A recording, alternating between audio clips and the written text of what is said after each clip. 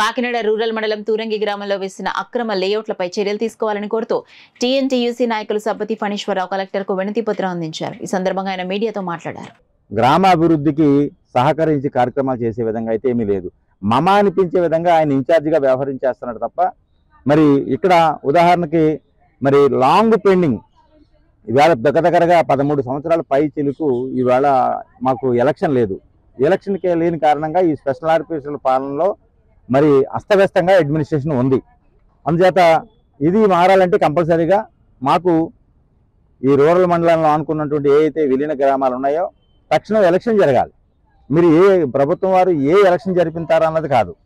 ఇది మీరు పంచాయతీ ఎలక్షన్ జరిపిస్తారా లేదా కార్పొరేషన్ ఎన్నికలు జరిపిస్తారా మాకు తెలియదు, కానీ కంపల్సరీ అయితే మాత్రం ఎలక్షన్ జరగాలి. అంచేత ఆ విధంగా జరగకపోవడం వలన స్పెషల్ ఆఫీసర్ పాలనలో వాళ్ళు ఇష్టానుసారంగా వ్యవహరిస్తూ ఉన్నారు.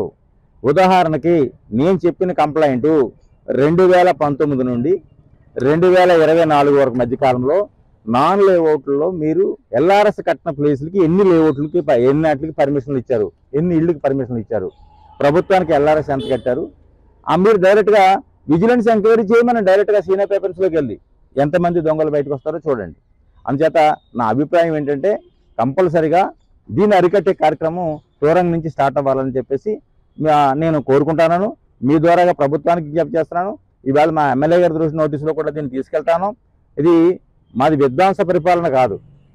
అంచేత గత ప్రభుత్వానికి విధ్వంస పరిపాలన అని మేము అన్నాం. అంచేత కంపల్సరిగా ప్రజల యొక్క శ్రేయస్సు కోసం ప్రజలు ఇక్కడ డెవలప్ అవ్వాలంటే వాళ్ళకి గవర్నమెంట్లో మరి అధిక భారం పడకూడదు ఫైనాన్షియల్గా. అందుకోసం అని మేము ప్రభుత్వం దృష్టికి తీసుకెళ్ళడం జరిగింది.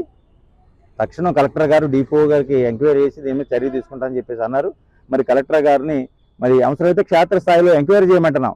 ఒకసారి మా గ్రామాన్ని కూడా కలెక్టర్ గారిని వచ్చి విజిట్ చేయమని చెప్పేసి మేము అప్పీల్ చేస్తా ఉన్నాం.